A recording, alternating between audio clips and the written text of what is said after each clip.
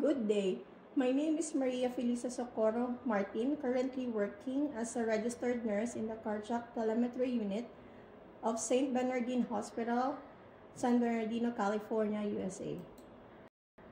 On my standpoint, health education is important for our patients because it helps them to be knowledgeable about their health-related concerns and can help them in the decisions about their medical treatment, lifestyle changes, and compliance with their treatment plan.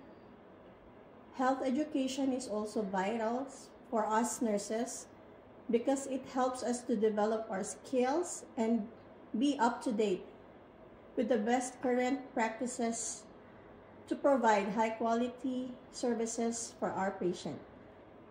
And lastly, health education is significant to the nursing students as it helps the new generation of nurses to be equipped with the skills and clinical experience to deliver safe and effective patient care.